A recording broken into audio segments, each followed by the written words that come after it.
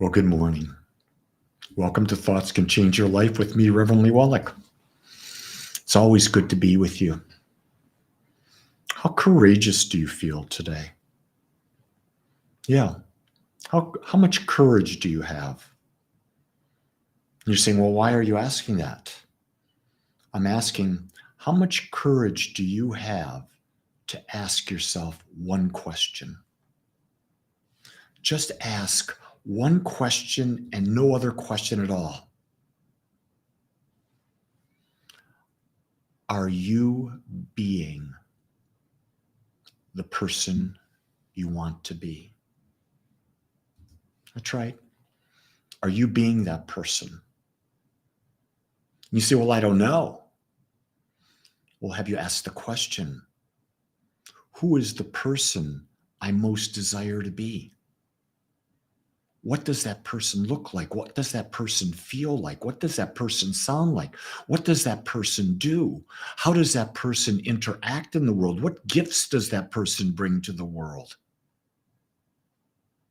And these are things that are very personal to you. So you have to be very courageous. You have to let go of all these false and limiting beliefs that we've been blindly adopting that others have given us. Yeah, we can't do what others want and be ourselves. We have to discern, who are we? Who do we desire to be? And we ask that question.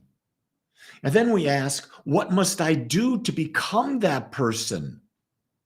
What type of people do I surround myself with? What type of situations do I put myself in? Do I go along with the crowd? Am I unique? Am I willing to be a unique, individualized expression that maybe doesn't fit in?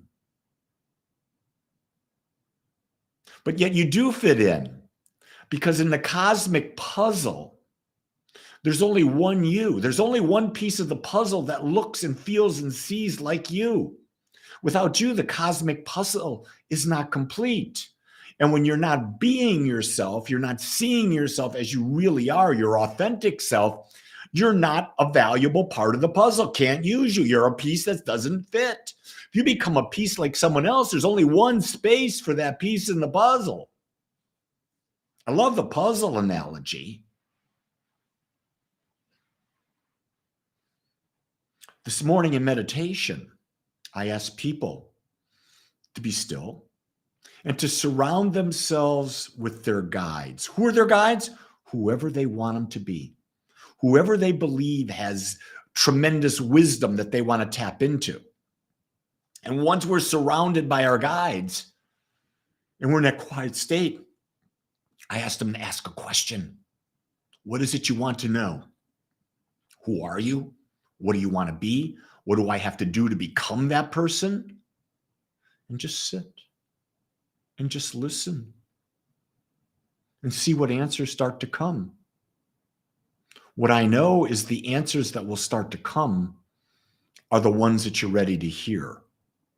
It may not be the full picture, because maybe we're not ready to hear the full picture. So we get a step, we get a glimpse, we get a partial picture. Then it's our job, if that feels right to us, we step into it. That's right. If it feels right, you've got to step into it. If you don't step into it, you really didn't hear. You didn't hear the answer, or you were unwilling to accept the answer. You don't believe the answer. Because if you're getting great wisdom and you're not stepping into it and you're not using it, then it's really not great wisdom as far as you're concerned. Because if it was great wisdom, would you not step into this? I want you to know that right now, I'm not talking to you. I'm talking to me. Because this morning I got some wisdom and I didn't like it. And yet I realized that if I'm going to become the greater me, I have to step into that wisdom. And so I'm going through my mental process now so that I can make a decision. Because when you decide something, you leave off any idea or possibility of going back. A decision means you're setting a new course in life. Now, do you have the courage to set a new course in life? I don't know. Only you can answer that. Only you can answer the direction you want to take that. Only you can answer, is this the time to be more courageous? No one else knows your answers but you. You can listen to your guides. You can listen to your family. You can listen to the church. You can listen to the radio. You can listen to TV. You can listen to social media. You can listen to anything you want. They don't have your answer. Your answer is in you. Joanna, it's afternoon. Where are you? Because where I'm at, it's early morning. It's about 7:40 right here, or 7:35 here in Dallas, Texas. I'm glad it's morning. It means I got more time than you on this day. I have more time to create Lee. I love doing that. I know a bunch of you are probably upset I don't have my parrot with me. Well, I did. That's the way, Heidi. Set a time, set a date, commit, do it. That's how it's got to be. If you don't do that, if you don't take control of your life, you're giving your power away. And your power to control your life is all you got. And when you don't have power, you start to fear. That fear turns into anxiety, and then you are run by that. How to keep balance between your authentic self and becoming self-centered, doing things that work for me but not for others, husbands, friends, should I care? Well, here's what I know. I'm married. As I uncover who I'm going to be, what I desire to express and to experience, how I'm going to act in the world, I share it with my friends and my family. And they get a chance to understand what I'm doing. Because if they don't know what I'm doing and I'm doing it, it's confusing to them. People get fearful then. Well, they're changing. Don't change. I like you the way you are. No, you simply say, I'm on a journey of self-discovery. I want to awaken myself to the highest me. And what I'm doing today is I'm committing to this.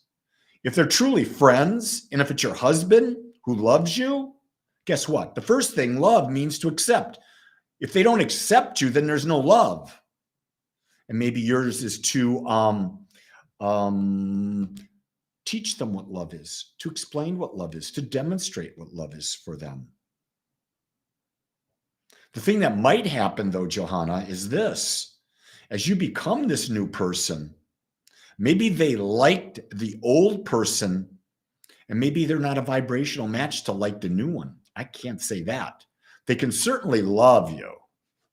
They can certainly love you, because love just means to accept you as you are 100%. If they don't accept you what you are, they're not loving you. Then you got to ask the question, is this relationship even worthwhile? Because if you don't accept, how can you like? Or is your liking just one-sided? I like this part of you, but not that part. Well, that's not love. But you don't have to like every part of everyone. You can accept everyone as they are, like parts of them, and then only focus on that. And you can have a relationship focused on that. Okay, Bodhi girl. Bodhi girl says, attending service in person today. Guess what? I'm going to hold you to that. I'll be there with bells on. Well, no bells. I don't wear bells. I vibrate high enough without bells. Are you willing to ask the tough question? The tough question is not, how am I going to please people? The tough question is, who am I going to be? And what's the first step I can take to become that person?